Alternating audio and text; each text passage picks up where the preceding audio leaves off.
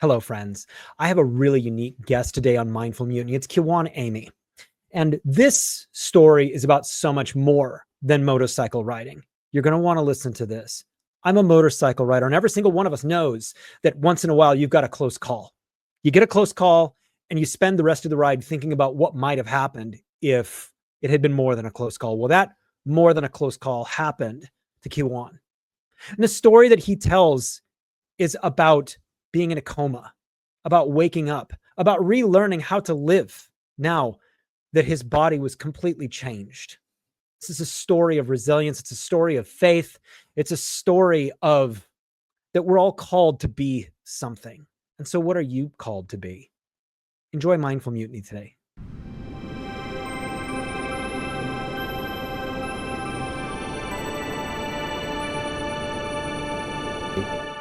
I am super excited to welcome to the Mindful Mutiny podcast today, Kijuan Amey. Kijuan, thank you so much for being on Mindful Mutiny.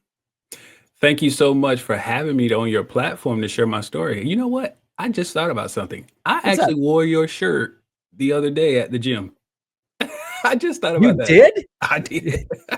As I was leaving, I was like, I wonder what's on my shirt. And the guy, he was like, it says, what does it say? Be something.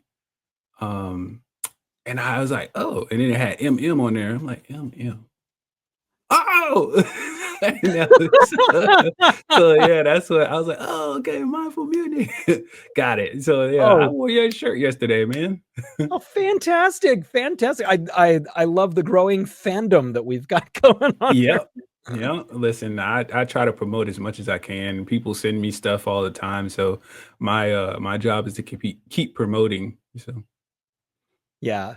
Yeah. Well, thank you. And I really want to get into your story here because, quite honestly, you and we do have a great deal in common with regard to our interests. You're a drummer, you're a man of faith, you yes. are a motorcycle rider. And I would like to know just first, can you talk about what it is that you do? What is it that you focus on in your life? Yeah, right now, I am a keynote speaker, so I do motivational speaking. I also do trusted mentoring. I do resilience coaching. I'm an ambassador for the Air Force Wounded Warriors program. It's just a musician, and I'm so many different things. I just got to put on the right hat. That's all. That's all it takes. Putting on the right hat that day. I'm also an author, so I did write my own book, and I self-published it. Yeah, and the name of your book.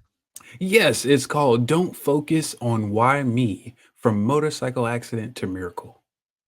Yeah, and this Yeah. is what I want to talk about today because I spoke with you about this before.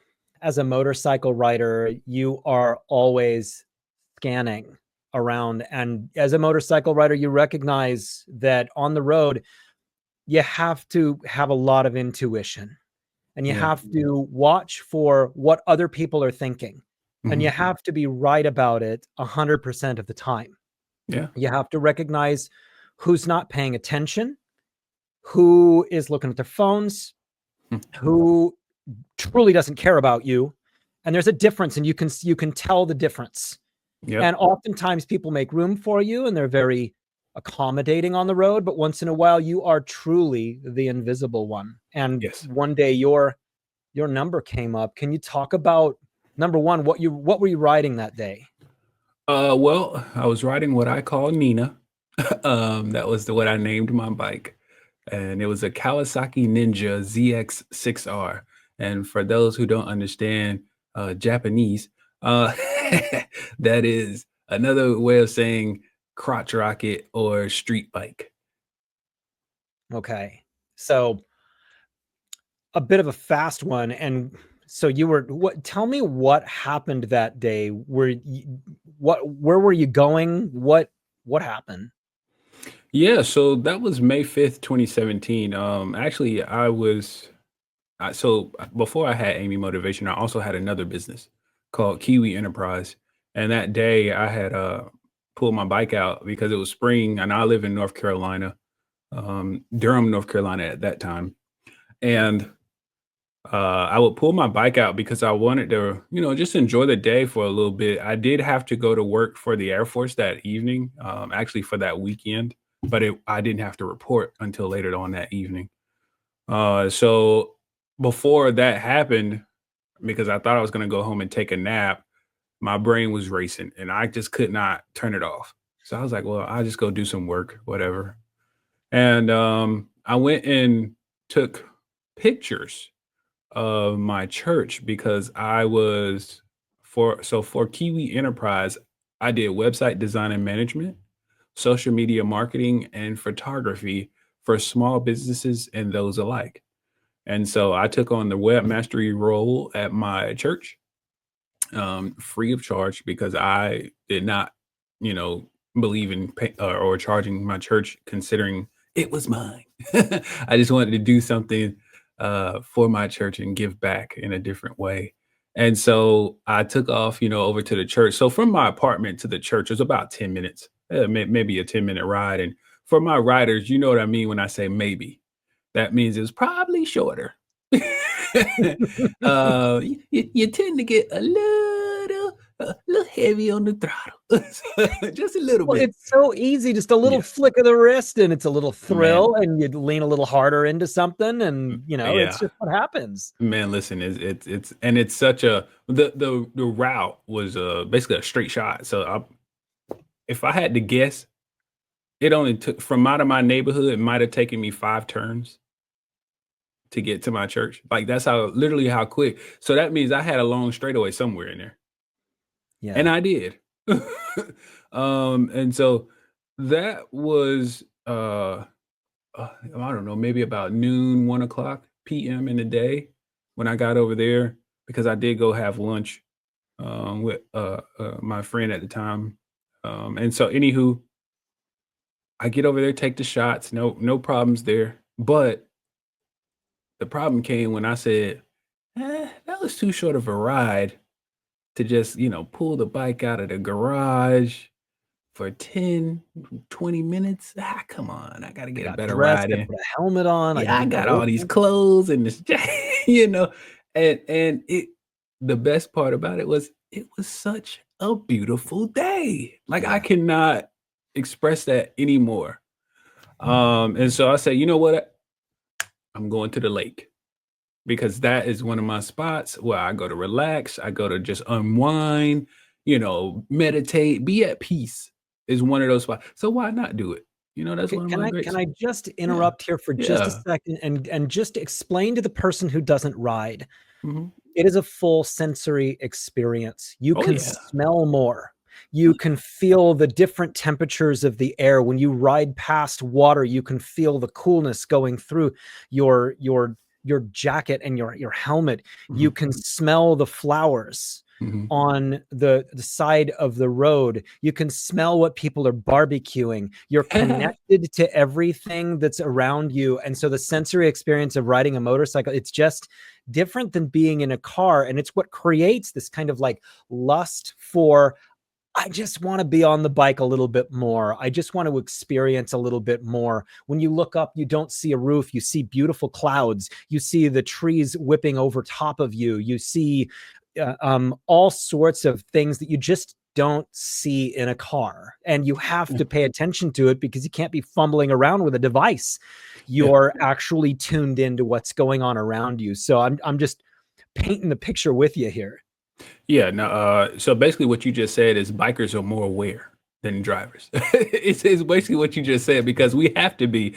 We're really like in tune with the road.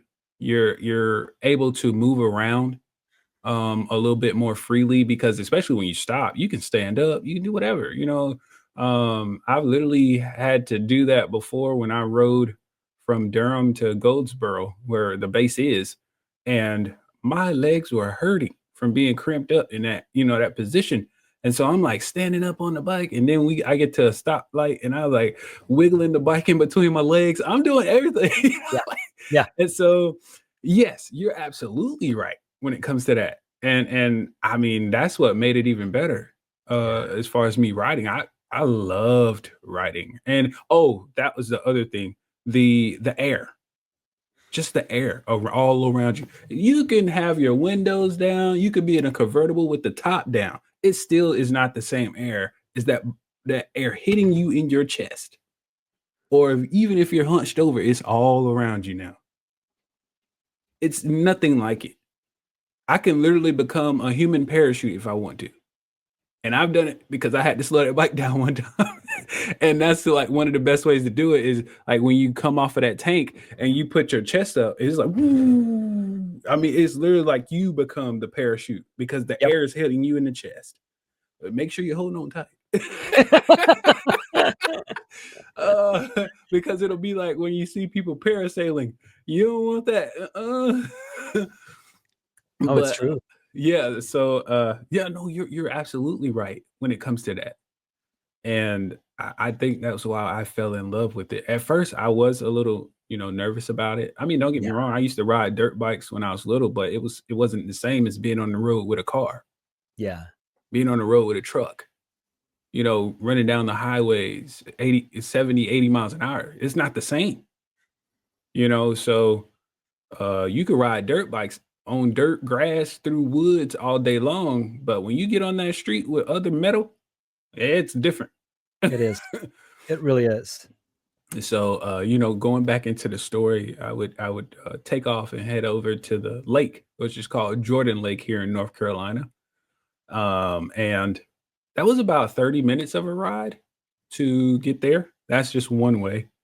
And that's a beautiful ride for a biker. I mean, some people love to go way further. Mostly the Harley guys, they like to sit back on their Harley and just hold on with one hand, baby. Let that hog purr. And so, I just, would love to. I don't like to be hunched over too long and that kind of thing. But 30 minutes, that's perfect. Perfect timing.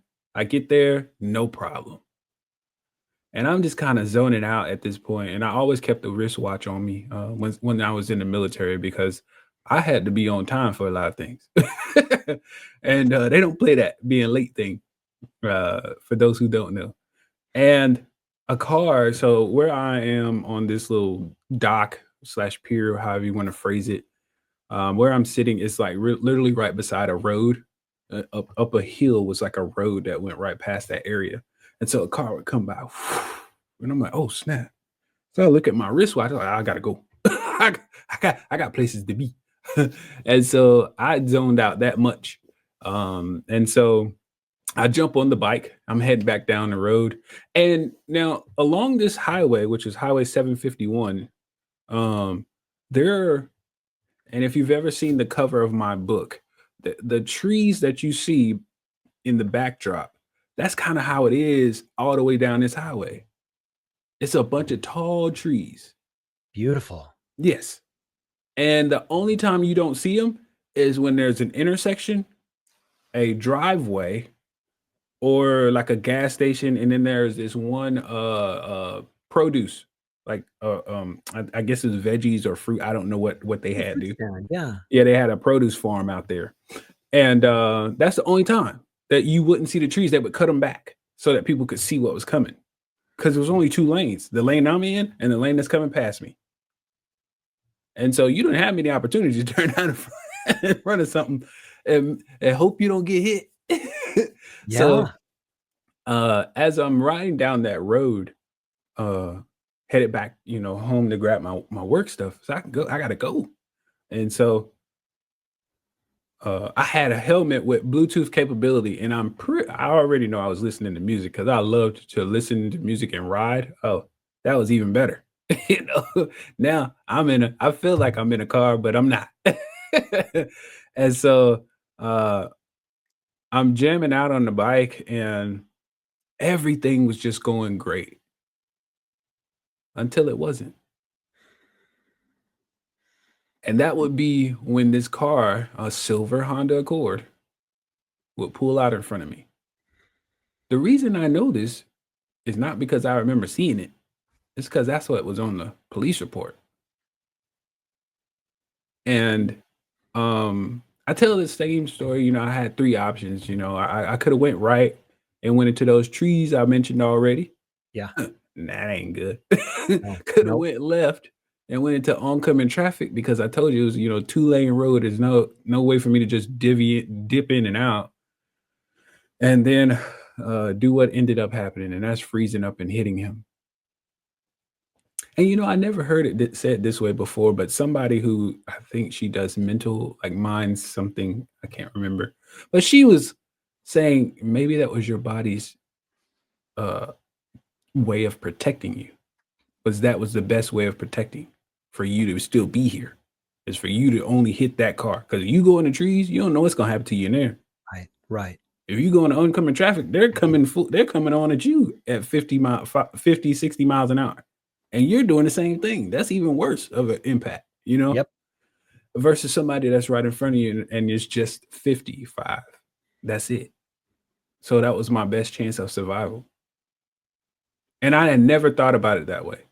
And Like, wow. you still don't remember this. You can only retrace it because your reasonable brain says, I made this decision because left meant death, right meant possible death, straight meant maybe I live. I don't know. Yeah, it's kind of like your body just making the decision for you. Yeah. Our bodies are, and just the human body in general, the brain, all of it is just, it's crazily, how do you want to call it? It almost goes back to the caveman days. We're gonna figure it out regardless.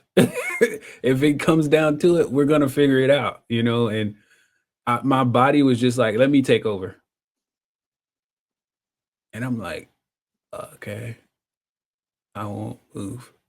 And that's kind of like what it was in a sense. Like I felt like I was in a trance.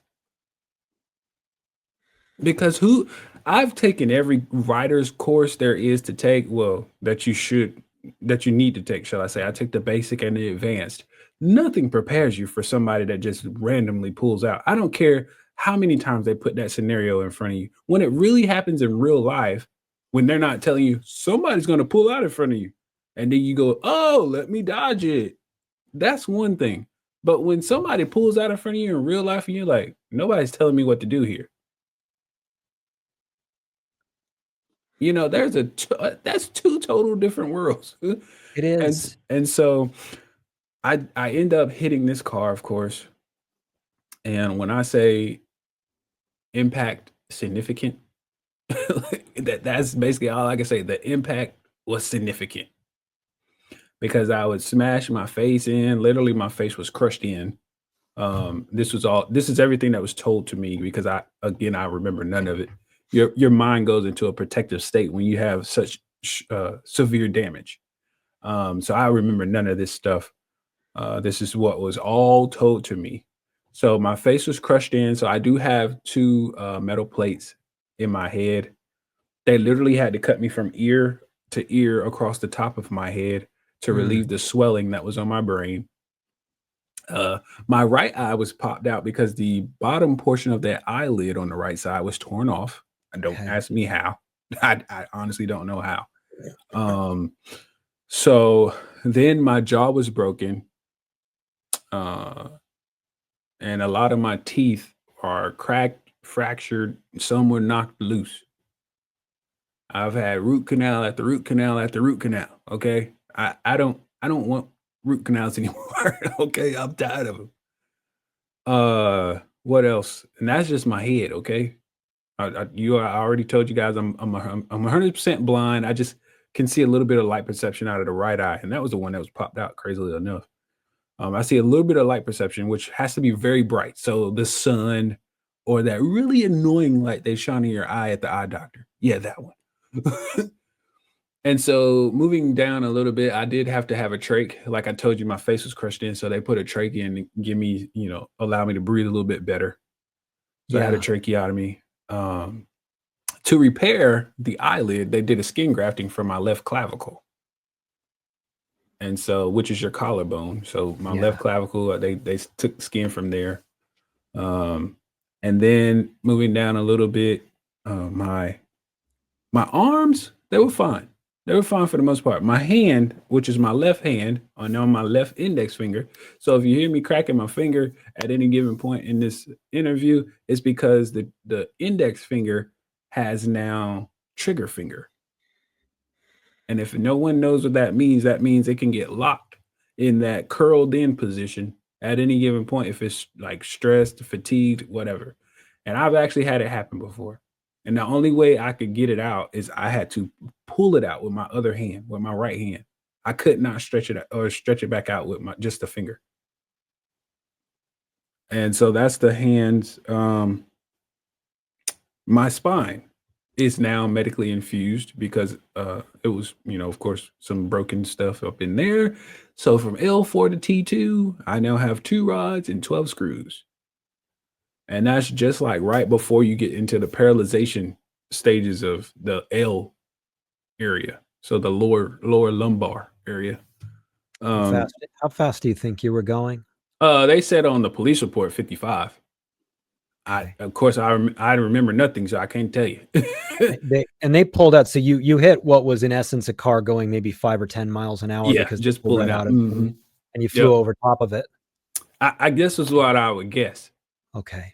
Yeah, this is what I would guess. Again, as soon as impact hit, I am out cold. Yeah.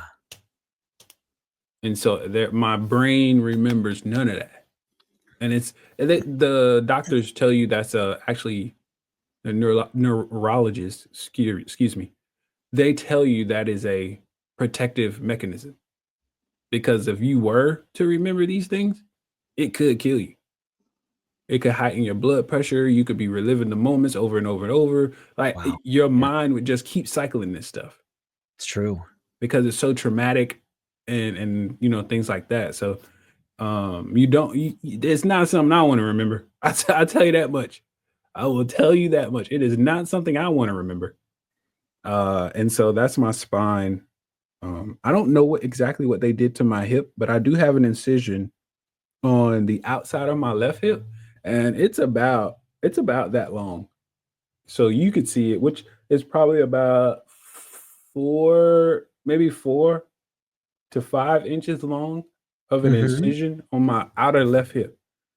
And now that hip curves in like this. Like I'm showing you my hand, but it curves in. Okay. And so my right femur, which is the largest bone in your body, that was broken, and it actually protruded through my leg out of the backside. So they had to take that out and put a rod in. My left shin bone, that one was broken, so they had to, go and take all of that out and put a titanium rod in. So from my kneecap all the way down to my ankle is a rod on the left leg. I think it's my right fibia, because I did fracture my fibia too, and I think it's on the right side. That one's fractured.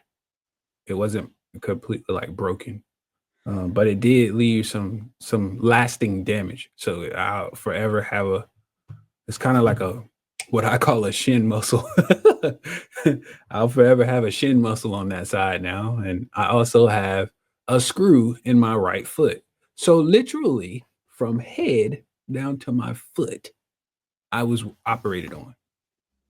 Literally. And now I also, since going to the podiatrist a couple months ago, I have 2 different size feet.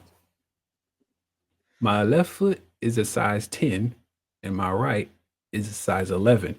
And they also make that shoe a wide shoe. That sounds inconvenient.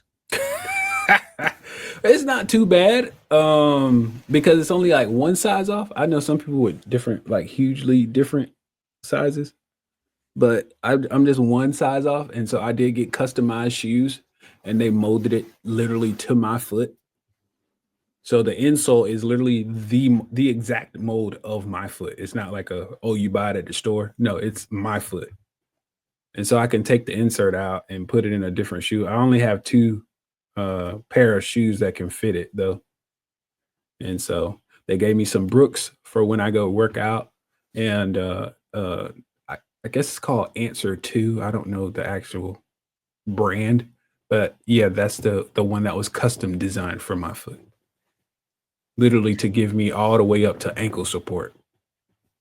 Well, you're in surgery after surgery, Yep. which has to last for weeks and weeks. And Yeah.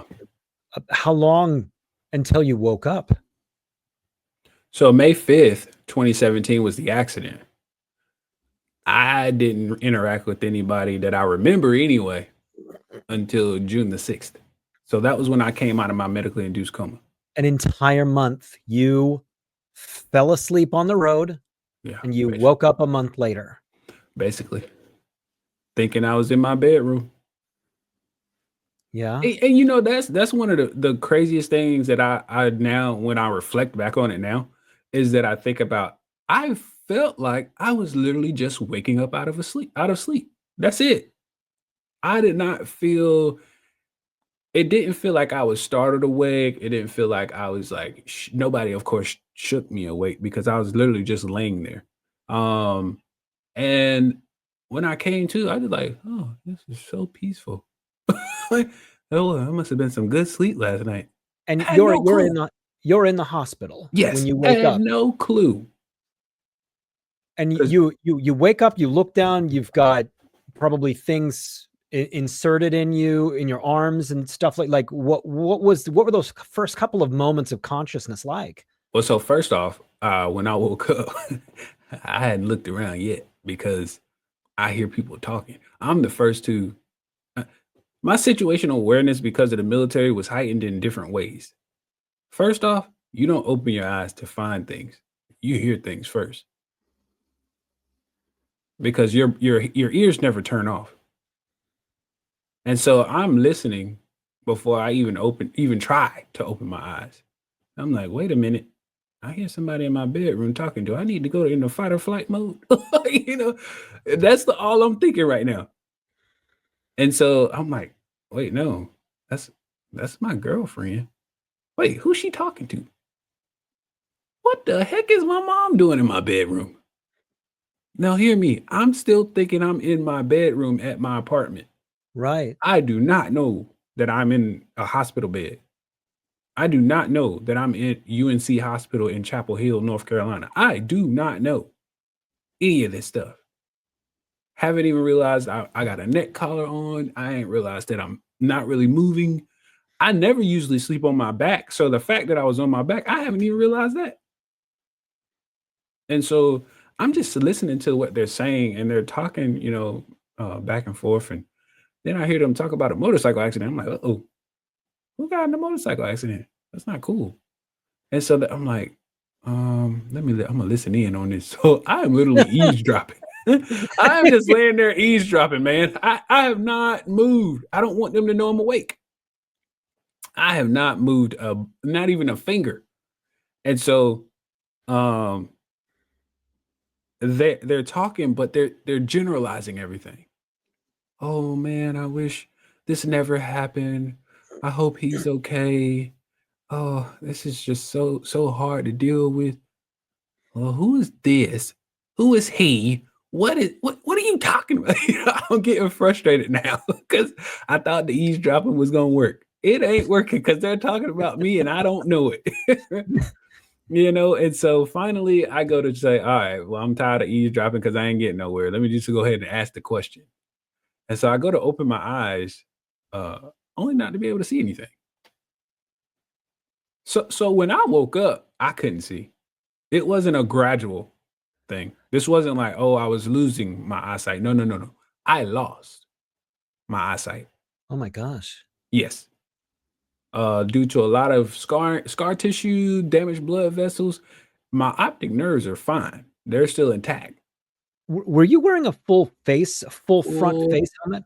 full face, face shield down. Wow. I Wow. always kept it like that because I don't like bugs at first off. But secondly, it's too much wind for me. It's too much air for me when Right. I have it up. So I don't ride with it up. And also, lastly, I've been riding with guys and we were riding and they, you know how you have those loud pipes? Yeah. I remember I told you there's some tall trees out there in North Carolina now. Well, we riding in this one area. I've never really ridden out there. They do it all the time. And so we ride in this one area and I'm following, I think I'm last. It's three of us, and I think I was last. And the next thing I know, we pulling off into this gas station. I'm like, this ain't where he said we were going. Like, like what are you doing? So, I follow in, you right behind. You follow suit. Whatever the leader does, you follow suit. So that's what I did. This cat, I'm looking at him, getting ready to pull in, behind him. He's off the bike, and I mean chucked his helmet into so you know how some convenience stores have like that freezer cooler with the ice outside that you can get ice out. Yep. He chucked his helmet into it, like threw it off and boom. I think I know what happened. Go ahead. It was a bat in it. Oh, it's a bat. Yeah. He literally had a bat stuck right here. Man. Inside right on the side of his face, because he wears his up. Yeah. He wore his face shield up. And I said, that's why I don't wear mine up. Like, y'all trying to be cool, See, yeah, that's exactly why. I received a yellow jacket one time, but no bats. And when I say a bat, I mean he killed that bat. It was dead. It's so bats are attracted to sound. So basically it swooped down, and when it swooped, this pow right up into his helmet. And I'm sure he saw it, but man, he was doing his best not to panic until he got that bike parked. And I ain't never seen nobody take their helmet off that quick. He chucked it. And me and my friend, the other guy, we were like, man, what's wrong with you? He's like, oh my goodness. And we were parked right beside a Durham police cruiser. So it was two police officers, a male and a female, at this police station. They were riding in the same car. And they were like, is everything all right? This is after they came out of the store and everything. And I was like, go ahead, tell them what happened, buddy. And he's like, when I was, he couldn't get it out. So we were just coming around the corner, and when we came up the street, a bat swooped down and got stuck in between his helmet. They were like, what? Like they couldn't believe it. They thought we were joking. And so I said, go ahead, grab your helmet. I'm not grabbing it. Mine is fine. And so he shows them the helmet, and they're like, ooh. And it's like, yeah, is there any way y'all can get this out? He's like, yeah, hold on. The dude is laughing at him so hard. And the young lady, she goes and grabs the blue gloves out of the back of the cruiser, because they always carry gloves. She grabs gloves out of the trunk, comes back, and she's pulling it out and putting it in one of the like crime scene bags. They had that too, like, so one of those clear plastic bags. Mm-hmm. And she was like, yeah, you did some damage to this one. And I was like, oh, that's nasty, man. And so did he develop any superpowers as a result of this encounter with the bat? Yeah, he developed the sense of smartness. Close your face shield. I tried to tell him, man, they always trying to be cool with everything else. And I'm like, all right, y'all keep on doing what y'all doing. Not me. I always kept mine down. But anyway, back to back to the room. You're waking up and you can't see. I cannot see a thing. And I do one of those hard blinks. You know how you like want to check your eye? Oh gosh, what is that? Yeah. And then you like, okay, let me try this again. And I open my eye, say, yeah, no, it's still dark in this room. Do they have the lights turned out? I don't know what to say. And so the same way that I woke up is the same way I still see now. So nothing has changed, by the way. That's what I'm getting at. Nothing has changed in almost 8 years. May will make 8 years. And so I am now getting ready to panic. Somebody hit the panic alarm, because I don't like this game y'all playing. Whatever you got on my eyes, you need to take it off now. Right. And I go to speak, only to be like, Mm? Mm-mm. Mm-mm. Mm-mm. I could not speak because remember, I said my jaw is broken. Well, They when you wired it break your shut. jaw, they wire it shut. Okay. And so for those who don't understand basically how your or what your jaw is going to be functioning like after you get it wired shut, it's not moving. Your teeth are clenched together, basically. So you can't move your lips, you can't move your teeth, none of it. Everything is locked down. And I tried my hardest. I don't care what you say. I don't know how weak my jaw muscles were at the time, but I tried my hardest to break that wire. I tried. If I would have had to pay for it all over again, it would not have mattered because I do not wish that on anybody. To wake up, first off, not being able to see, but secondly, I can't even communicate. At least not the way I used to. Of course. And unbeknownst to me, I hadn't realized that I couldn't smell either. So the loss of smell came due to the reconstructive surgery they had to do on my face for the insertion of the two metal plates. Okay. So I don't smell at all either. I mean, I breathe just fine. I can go outside and run if you need me to, but I don't smell anything. You just need someone to show you where to go. Yeah. If you tell me, man, that stinks, I'm like, what? I don't smell anything. I don't smell anything. The only downside to it is when somebody said, "Woo, that smells good," and I'm like, sure wish I could smell it. Stuff like that. So that's the only downside to it. And then my lady, I would love to smell her fragrances because I'm sure she might have something she puts on. She has sensitive skin, so she doesn't put too much on. But I'm sure she might put something on her clothing. But anywho, yeah. So I'm panicking now in the bed, and here's my girlfriend at the time. This is a different girlfriend. I don't have the same girlfriend. And my mother. They're on each side of my bed in the hospital. And now I'm realizing, okay, I can't be at my house because I have a king size. Y'all are too close together. I'm realizing y'all are too close together to be standing one on each side. So this can't be my bed.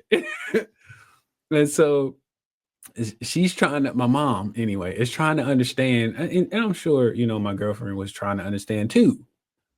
She was probably trying to like, okay, do you hear what he said? I don't understand. Like they just go back and forth across the bed. They're like, slow down. First off, let's see if we can understand you. And I'm trying my best to say, what is this motorcycle accident and dream y'all keep talking about? But just using my like sound. Yeah. Trying to push sound out clear enough so that you can grab a couple of words to maybe form a sentence. It ain't working. It is not working. So she says, hold on. I'm like, because I'm frustrated. I am up. I wake up first off, like, why are people in my room? Then I'll move to, now I'm frustrated because y'all ain't talking about who the person is. Y'all talking or y'all telling this accident story about. Then I wake up or I'm looking around like, what is life right now? And now I'm frustrated because you want me to wait on me trying to tell you what I need. So I'm going through all these emotions, and this is like maybe a 30-minute time frame. And she comes back, she says, here. And I'm like, what? And she's like, put your hands out. And I said, I'll put my hands out. She hands me a notepad and a pen. And I said, this is probably the meanest side eye I'd ever given my mom. But I was like, really? Like I gave her that moment right there. Really? I know I can't see. I know you do. And so I'm like, what am I supposed to do with this? I can't see. And I'm pointing at myself and like trying to do gestures now to see, what do you want me to do? Did they know that you were going to be blind? Yes, they knew. The doctors had already told them. Okay. Mm-hmm. And so she's like, try to write it down. And I'm like, how am I supposed to do this? She's like, just try to write and not write over top of what you already wrote. And I'm like, okay, I'm gonna do my best. Time to go back to school. Here we go. And so I write what I just said, what is the motorcycle accident dream y'all speaking of? And she reads it. I hand it back to her kind of violently, but I did hand it back to her forcefully. And I said, and she said, she looks at the notepad, looks at me. She's like, oh, that's not a dream. That's what happened to you. And you know that phrase when they say it hit me like a ton of bricks? Yes. Yeah. Hello. I got hit like a ton of bricks. It almost felt like the accident happened all over again. Well, of course, it was your first conscious recognition that something had occurred, and you're dealing with not knowing anything. You're blind. You don't know if that's temporary. You don't know if you've been asleep for 2 hours or 2 years. Talk about that part. Sheesh. I literally had no clue what day it was. No clue. Because like I told you, I'm literally thinking I'm waking up in my bed.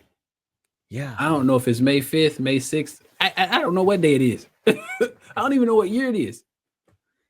I'm just kind of like trying to wake up. Like literally, because a lot of people don't have paper calendars in their house. If you woke up without your phone one morning, because that's how usually a lot of people see their calendar or your computer, would you know what day it was? Most people go to that for it is true. It is Saturday. You know what I mean? Uh-huh. I can't see that no more. I can hear it though, because I did learn how to use my phone with the voiceover feature that Apple has. But as the person who uses their eyesight, I had no idea of how to do that anymore. Now I have to learn it. And so when she told me that I didn't speak or interact for the rest of that day. This was now me being basically left alone with my thoughts. Because you could have came in there and stabbed me with a needle. I wouldn't have felt it. I would not have felt it. I mean, I was so far gone at this point because now my mind is trying to figure out, okay, why is it that I don't know what happened? I know everything. What are you talking about? Why don't I know that I had the accident? Man, and this is just everything I'm saying to myself because again, I kind of went into like a shutdown. It was like a shutdown, but really more so of I'm a critical thinker, so my mind tends to try to problem solve everything. What? Wait, you said I had an accident? How? I don't do anything crazy. Why would I have an accident? Did I fall? Did I trip over something? Like, what happened? Who pushed me? I'm trying to figure this all out without the assistance of anybody else. And I'm gonna tell you right now, that is the worst thing you could ever do. You know why? Because your brain can have 40,000 thoughts in one day. That's a lot. And I was running through them, buddy. I was running through them. Yeah. Yeah. It was rough. It was a dark time too. That was the dark moment. Are you starting to hear hospital sounds?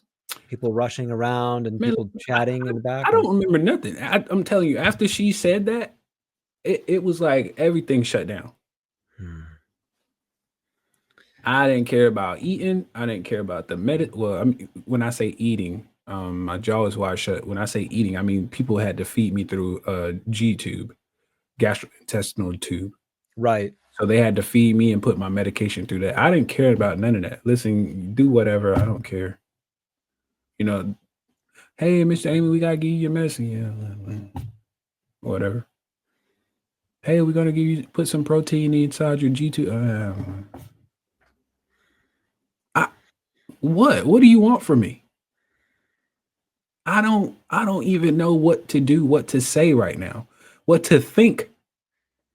And finally, I came out of that moment, which was like the next day or two, so probably June 7th or 8th, something like that. And this is where my mom would be. And I said, hey, and I'm, gesturing for the pen. And so she hands it to me. I said, I write, what happened? Yeah. Like I want to know the story kind of thing. And she starts to tell me the story. Basically everything I've told to you all so far. And I was like, wait, so it wasn't my fault? Now that was some relief. The fact that it was not my fault. I Because that's understand. all I kept thinking was it was my fault. What did I Yeah. do? I'm a safe rider. I don't do stuff like that. I've never done a wheelie. I've never done a stoppie. I don't do that stuff. Yep. Now, we'll say I have seen triple digits on my bike before. I have seen that. But I was the only person on the road. Okay. Hmm. So I was in control. But other than that, no, I don't do that. I don't ride in between cars like you see people try to, thread the needle going in between cars. No. All it takes is one move and you're done. Not doing it. And so when she told me that, I was like, okay, that's some relief there. Thank you. Who is this jerk? Right. You know what I Yeah. mean? Yeah. Now reality's coming back, okay?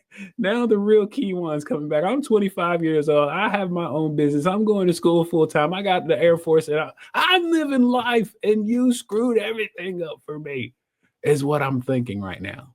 Of course. And so she's just running the whole meal down of everything that happened and how that's what I haven't mentioned, how the two cars that were behind him on that same intersection now that were turning from the same spot Yes. saw me coming and they don't know why he didn't. That was on the police report. Wow. That was an easy case to win. Well, I imagine so. Yeah, it was easy. You could not get out of it even if you tried. And it's and the one real giveaway here is that you go, how fast were you going? I was going 55. You were traveling at a safe speed on that road. You were traveling the speed that you should have been traveling. Yep. So you were not being unpredictable. No. I know of people who have gotten into bad situations because they were going insane speed, but you were not. Mm-mm. I don't even think I was hunched over on the bike because at 55 you can still sit up. Of course.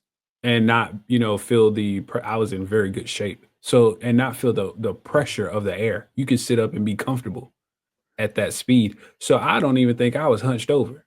That's when people are like, oh, I couldn't see him, he wasn't big, making himself big. I was big. I made myself visible. You can see. And my bike was black, but my jacket was red. It had little black outlines, but it was red. And I wanted it bright red because, first off, that's my favorite color. You see the drum set, it's red. Yeah. Are you catching on? There's a little trend here. So that's my favorite color, red. So I had it red. It's bright. My pants were blue. I had on blue jeans. Granted, the other thing is, it's daytime. It's like 1 or 2 it was 2 p.m. according to the police report when they got there. It was 2 p.m. broad daylight.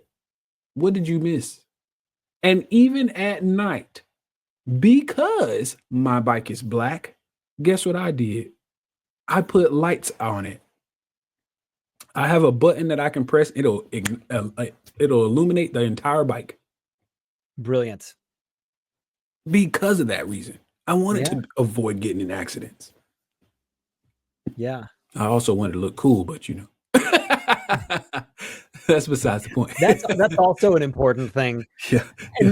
And now you have the next couple of weeks, you have a period of time where you're starting to deal with what's happening. So I'd like to know, like, psychologically for you, what's going on with your sense of what the future holds for you? Where are you at in terms of what your life is? 25 years old, and this is where you're at. I was still kind of freaking out and trying to figure out how I'm going to get back to work. If I'm being honest, I was trying to figure out how am I going to do my job in the military. In-flight refueling, you are refueling planes in mid-air. You need your eyesight for that. Yeah. If I'm being honest, I think you need your eyesight for that one. And for sure. Not only, was I trying to figure out how I'm going to do that, but now I'm facing that reality that I'm not going to be able to do it. And so I'm having dreams. I would call them nightmares, to be honest. Of me. One of them's kind of funny, but it's not to me. It's not funny to me. It might be funny to you. Feel free to laugh if you think. I'm on a plane. I flew on the KC-135 straddle tanker, and I'm having a dream here in the hospital where I'm on the plane. I'm back. I'm like, oh yeah, I made it back to the military. Oh, awesome. And then as I'm walking back from being in the back where I did air refueling to the front in the cockpit, some freak like magnetic reaction, like a polarity pull just starts happening because of the metal that's in my body. And I get attached to the wall, the side of the plane. And this is on the inside though. It's not the outside. I'm still on the inside, but I'm now stuck. And I'm like, what kind of, oh, this ain't cool. Like, not only am I having dreams of never doing that again, but I'm having dreams of it being negative if I do. And so that's a real dream, by the way. That's not one that I just fabricated. I really had that dream and it was not cool. No, I'm pretty sure if I would have had a blood pressure monitor on me, they would have saw it going up.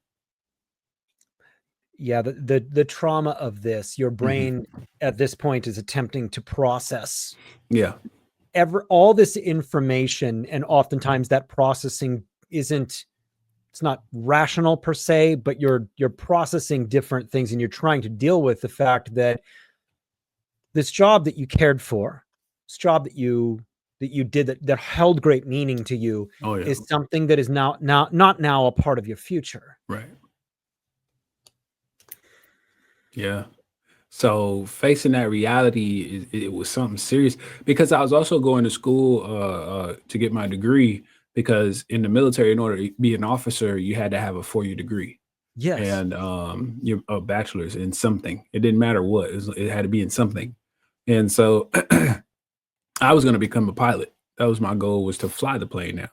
Same airframe or mission, shall I say, because we were getting new airplanes, but same mission. The refueling mission. That's all I cared about. I didn't want to be a fighter pilot. Everybody's like, oh, were you a fighter pilot? No, don't want to be a part of that.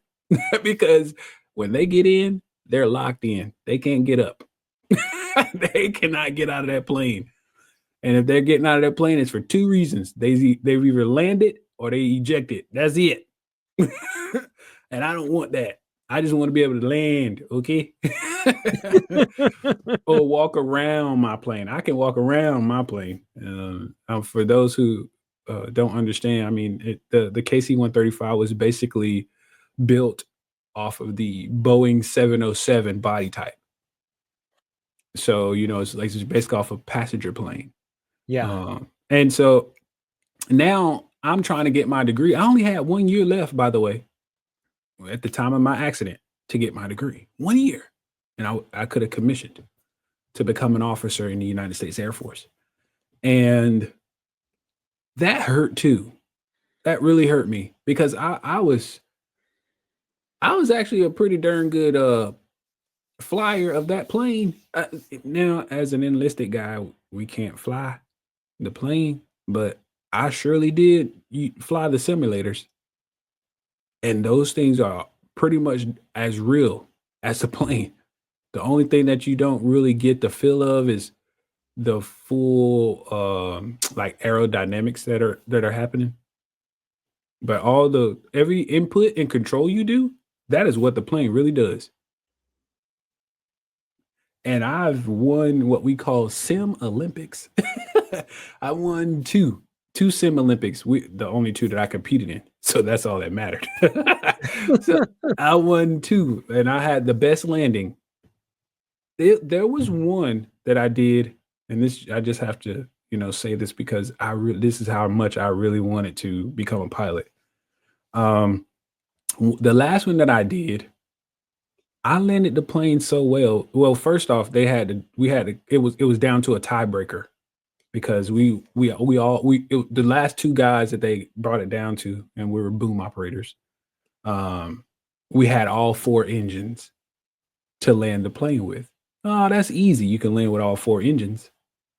Let's see if you can land with one. Ooh, yeah. Ooh is right. I was like, we doing what? So now, but it's even playing field. He's got one engine, so do I. It's not he's got all four, I got one. No. We both are flying on one engine. So I'm flying on one engine, and I have an instructor sitting right beside me, an instructor pilot. She's and it's a female. She's shout out to Katie Palillo.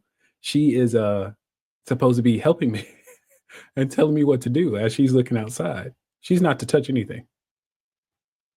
And the sim operator who's behind us, that's the only three people in this sim.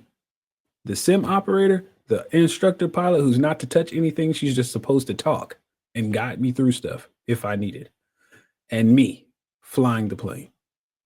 I'm flying this plane and we're landing at a runway that's right off the coast of Hawaii somewhere. So it's like right there on the water. So that is kind of a psychological play. The fact that you're right there around a bunch of water, it kind of plays with your mind.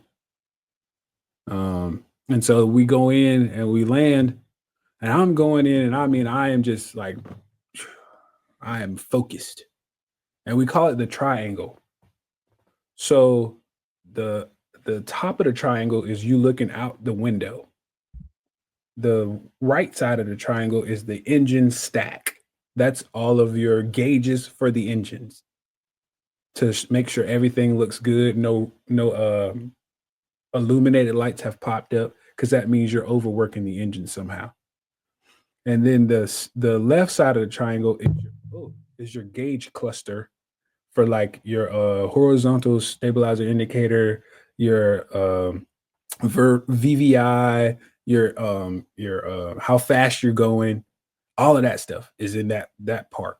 So you just keep going all these three parts, and you just keep scanning until you get to a certain point where you just focused outside now. And so now I'm outside, and I'm like driving this thing like it's an old Chevy. Okay, I'm whipping that thing. Okay, and I pull my power, and I just hold on, and I pull back, and I hold that view, and I don't move. I have not said anything the whole time I've been flying this plane, by the way. And that's like a touchdown, and it rolled down, and I I released. And then I went to apply the brakes. As soon as I go to apply the brakes, it froze. And I was like, what did I do? And it got real quiet. And they're looking at me. And when I say they might as well have had their mouth open the way they were looking at me. It was like, and I look at her, and I look back at him, and I'm like, did I do okay? And they're like, did you do okay? There are some pilots that come in here and can't do that. You've never like had a private pilot's lesson? And I said, I don't know nothing about. I don't even have the money for that. Like, I don't even have money for trying to get a PPL, a private pilot's license. I was like, what? No. The only way I'm gonna get it is through you guys. And they were like, oh, that is actually really amazing how you just did that. I said, I was wondering if I was doing okay because y'all wasn't saying much. And it was like, because you didn't need nothing. You were doing everything just fine. And that right there, I still sit and I call Katie every now and then, KP. I call her every now and then. We'll reminisce on that. And she's like, that is still one of the best landings that I've seen in a while. And I'm like, I feel like somebody. You know what's really really striking about this story is that early on in your life you have, we all have like these incredible dreams. We Mhm, have these designs on what we want our future to be, and mhm, we show promise, and we work hard, and we are working to really become something. And this accident that happened, mhm. it just absolutely changed everything in your life. Yeah. And it was a major, major transition point for you. And were you a person of faith before the crash? Oh, absolutely. Listen, I've been in church ever since I could stand up. Right on. Like literally since I was a little kid standing up. Well, can you talk about the role of faith in starting to like deal with this major transition in your life? How did you wrestle with God? Well, first and foremost, me and God have some serious talks. We have real talks. We I don't have imagine so. those. We don't have those.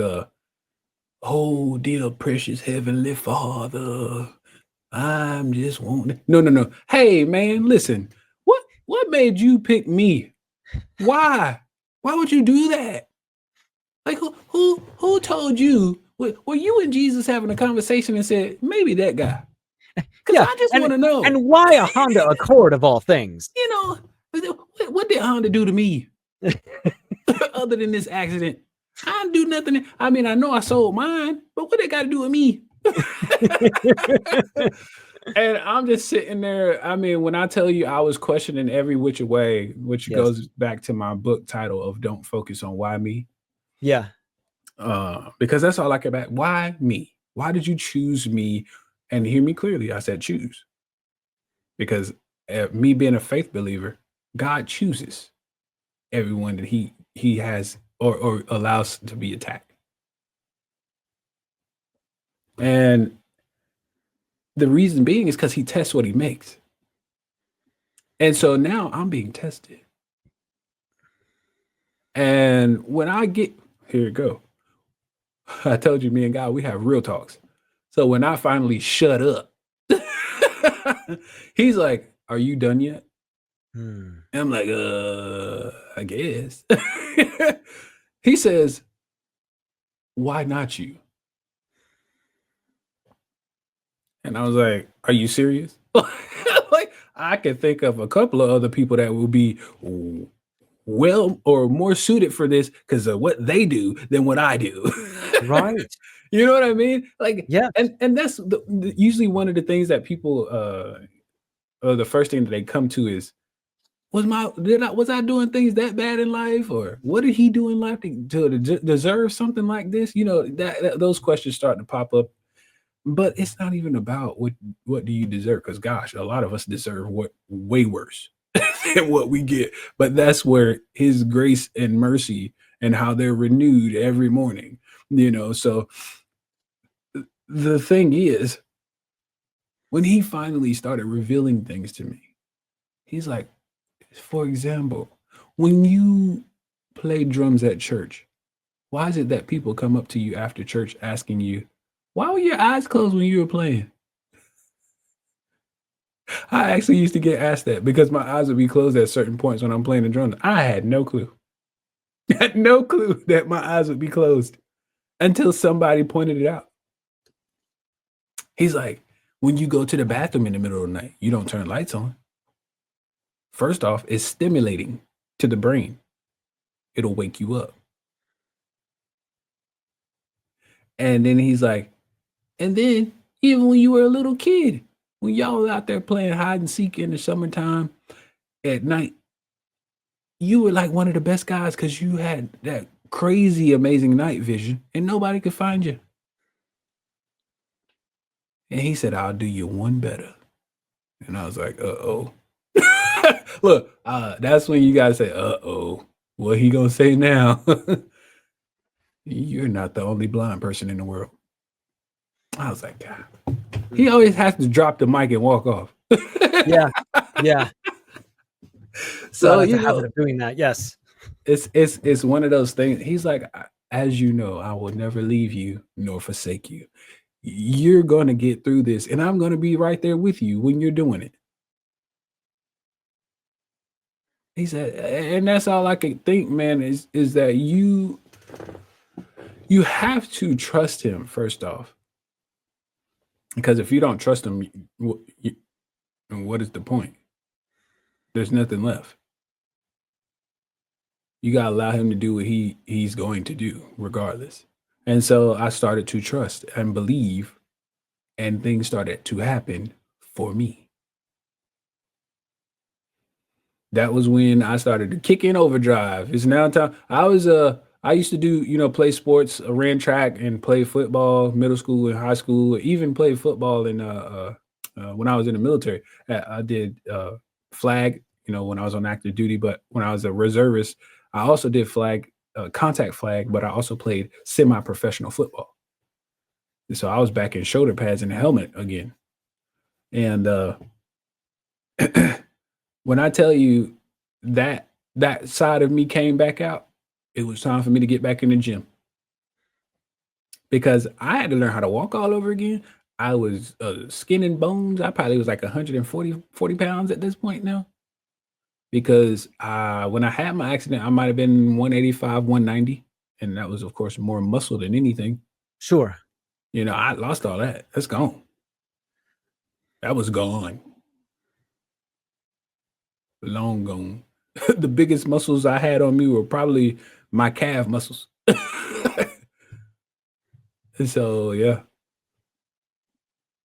And I want to start asking you a few resilience questions here, because this is the kind of work that you do. Mm-hmm. And we are living right now in a time where a lot of people are dealing with a lack of hope and inspiration. Mm-hmm. And quite honestly, that lack of hope and inspiration has been unfortunately kind of instilled into entire generations. Mm-hmm.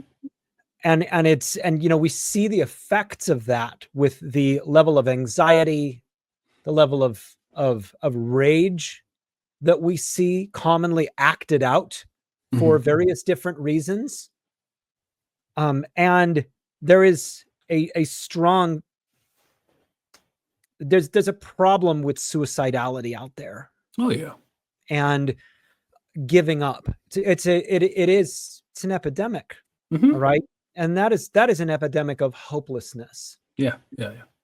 And when you're thinking of, there was a time where you had to make a transition. It was sometime between listening to your mother and your girlfriend speaking and not knowing that you were in the hospital, and when you took that first step. Sometime between there, you made a decision that was, okay, I'm not going to give up. This is the new reality. God is great. Here I go. Yeah. What led you up to that decision? Man, you talking about that? That almost made me tear up. Because yes, that's literally how it happened. But it's kind of like what I was saying before. My warrior kicked in. That activation of faith and determination, it kicked in. I will not let something like this defeat me, because defeat can happen in different ways. Defeat is you just laying down and letting something take over you. I don't go that easy. I had siblings that I had to fight, so I already know how to fight. That's one. I already know how to fight back. I'm not going down easy. And I have a brother who's way bigger than me. Okay. Well, he's not now, but he was when I was little. He was when I was little, coming up. Yeah. So I always had to fight him. And he's like 4 and 4.5, something like that, years older than me. So I always had to fight him, and just different scenarios. We wrestled, we did everything. I got so good at being evasive. It was just crazy. It was crazy, he was like, "Man, you're like a magician. Stop it." I'm like, "I gotta get away from you. I'm not gonna let you beat me up." But anyway, I had to kick in that overdrive mode. And the thing that really was like the driving force is that I don't like pity parties. Even when I go to funerals, for example, me being a man of faith, churches host or hold funerals. Even at the funeral, I'm not sad. It's not to say that it's not a sad moment. It's to say that I understand the moment. The moment is they have transitioned. They went on to the next life. And I say that because this is a great thing. I'm sorry, I have to say this. I just watched a video on Facebook. It was about twins being in their mother's womb. And they're in there talking to each other. Internal monologue. And so it's like back and forth. Hey man, what do you think it's like after this? I don't know. What do you think? I don't know. I just know one thing. Ain't nothing going on out there. Yeah. And that's what they're saying to each other inside the womb. It's like, I wonder what mom's like. I don't know. We'll never know because we'll be in here forever. And when we get out of here, there's nothing else. It's like, I wonder if we'll ever use our mouths to eat. Nah, we can't do that. See, look, the face, you see it? We can't open it. Like, and this is the monologue that's going on between the two inside because they don't know what's outside. They've never seen what's outside of that womb. All they know is what's inside of their mother. But once you're born, you're now out here where we are. You now get to physically see mother. You now get to eat from mother. And not just through an umbilical cord. And when I thought about that, I was like, there has to be another life after this. Because this is like just like that same situation of the twins in the womb. We just haven't seen it yet. And so I'm like, well, they're probably in a better place. They're not confined to a small womb. They're not confined to this world. Because outside of this atmosphere, guess what you get? No oxygen. They thought they would never get food again once they got outside the womb. Similar situations. And so when I think about the sheer determination, the sheer mindset, the faith, that all of the different things that played key parts, family, friends, everything that connected me back to me, because I had to find me again.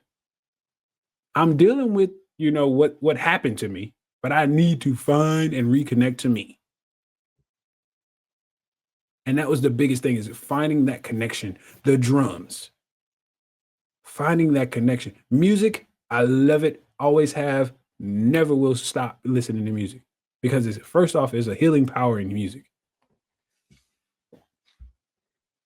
And then I told you guys I'm a clown first and foremost. I joke all day long. So if you hear me laughing, that's why people call me a comedian. They say I should do stand up. I don't know if I want to go that far. I have done improv comedy, but stand up's a little bit different. Stand up rough, man. Yeah, I've done improv. That's not a problem. I can do improv all day long because I got a really sharp mind. But stand up, anyway, comedy. I love to laugh. So I had to get back to, watching funny stuff. This stuff that's going on right now is too serious. It's pulling away, eating away at you, man. I was like, I can't do it. I can't do it, So did you ever end up face to face with the person in the Honda Accord? I'm laughing because he wanted to. Okay. He wanted to. I heavily declined. Okay. And the reason being is because he wanted to see me in the hospital. This just happened to me. I don't want nothing to do with you. Okay. Because you changed my life forever. Now, with that being said, took a couple years, but it happened. I did forgive him. Still haven't seen him. Okay. But I did forgive him. Because as, again, a faith believer, I have to forgive. It's not for him, it's for me. Yeah, that was really what I was kind of driving at there, because I would imagine that the process to finally come to that prince of all commandments had to be one hell of a difficult road to finally arrive there. Yeah. At the land of forgiveness. I'll tell you exactly how that happened, by the way. Sure. This was back before the pandemic. So probably 2018, 2019, somewhere around there. I was at a Bible study at my church. I told you I go to church very often. So I was at Bible study and, sitting right there on the front pew, listening to my pastor. He was teaching that night. And guess what the topic was? Oh, yep. Forgiveness. And it wasn't what he said. It was what his wife added to it that got me thinking. So he said something, yes, but what his wife added to it, she gave a scenario or an example of what happened to her one day and why she had to forgive, because it just kept holding. It was like something was holding on to her. And I had that feeling at the time, and I didn't know what it was. It was two things. Two things that was holding on to me, and I didn't know what it was. And I'm like, yeah, I do have hard times doing this, and I feel like things are bothering my mind, and it shouldn't, things like that. And she's giving her scenario. I'm like, well, maybe that's it. And so since I don't know the guy's name, I don't know his number, none of that, his contact information, I don't know any of that. But I know who does. God knows. Yeah. So I prayed to God and I said, God, you know what I'm coming to you about. And I told him, I want to be freed of this heavy weight that I feel on me. And I do forgive that man for what he did to me. And I want to move forward in my life because this is hindering my blessings and my growth. And that was one of the things that I asked for forgiveness for. The other one was people who had used me. I wanted to forgive all of them. And so I did that too. So, and when I tell you, it was like the floodgates opened up and I started receiving blessings after blessings. I started to feel like I could walk. You heard that song, I'm walking on sunshine. Yes. That's how I felt. I just felt so happy and free. I felt free. I felt like I could breathe. And it's just so amazing when you can do that and just, have no worries. And so, yeah. Forgiveness is so much easier to talk about than to do.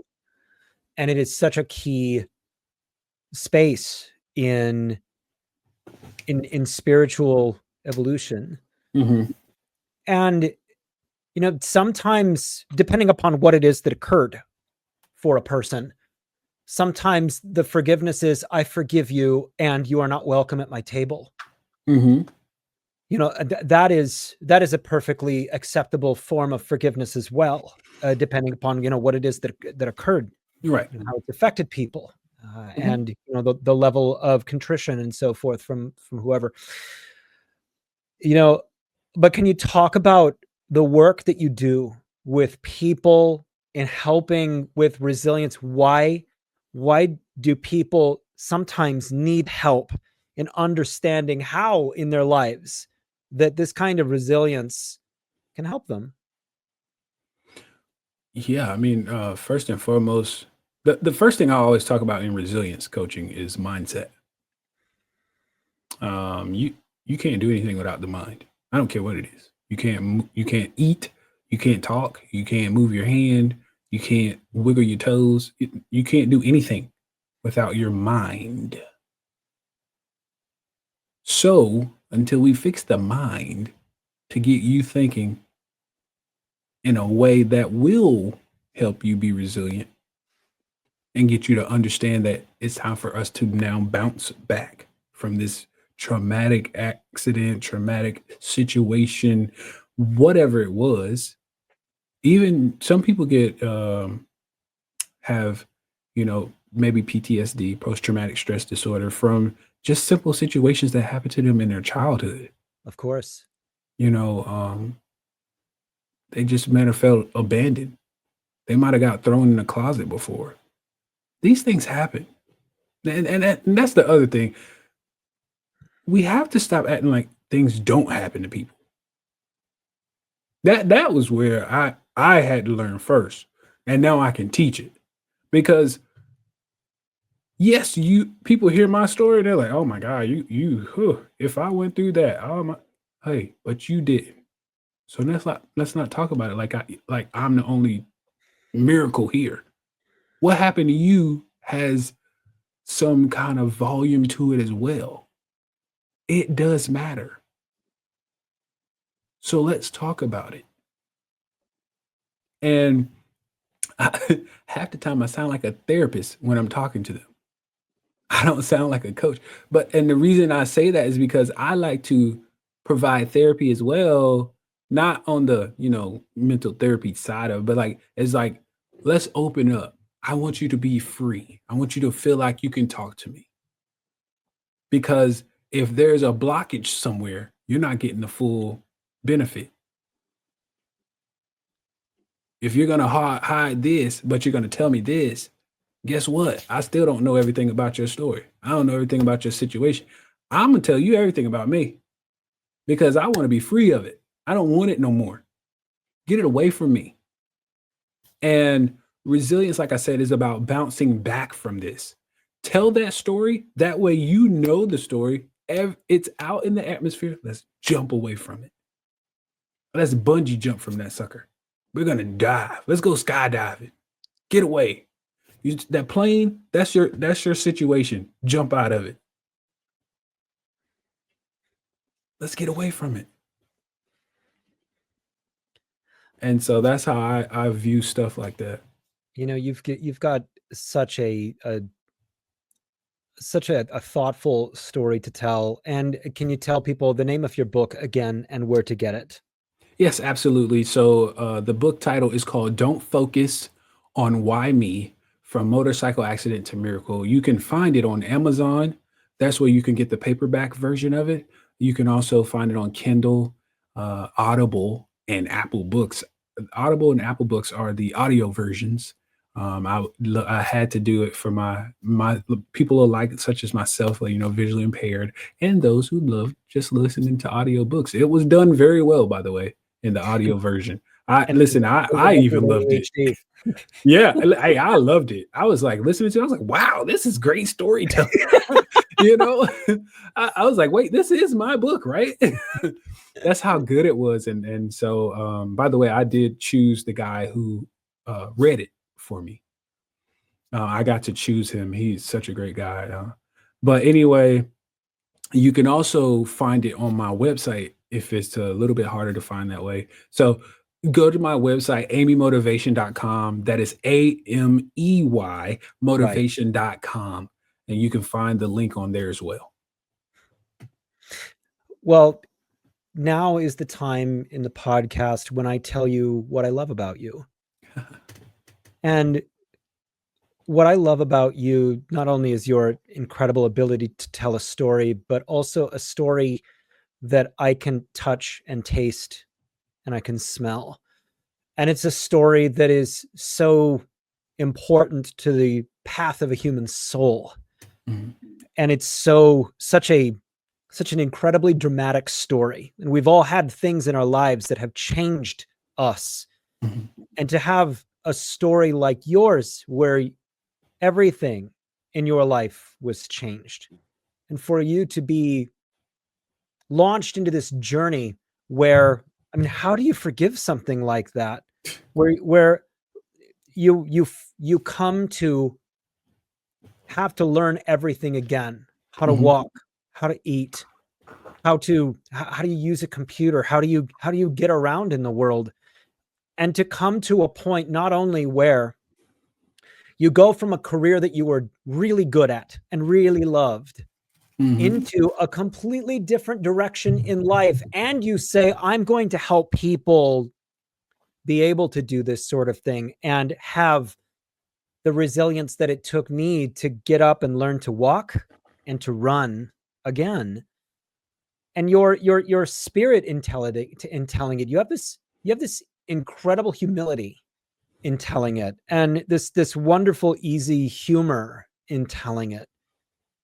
And the way that you bring this story, not just of inspiration, but this story of deep pain, Yeah. the story of tremendous trauma, the kind of thing that many of us often wonder, what would I do Mhm. if I lost everything? What would I do if I couldn't work again? What would I do if, all of us on a motorcycle, we think about that an awful lot, especially when we once in a while, and every rider has had one of these, has had a close call. Yeah.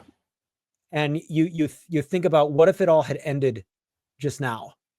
Mhm. And for you, so much of it did. And you said nope, and you reinvented yourself in a way that's so far beyond the kind of challenge that so many people generally face.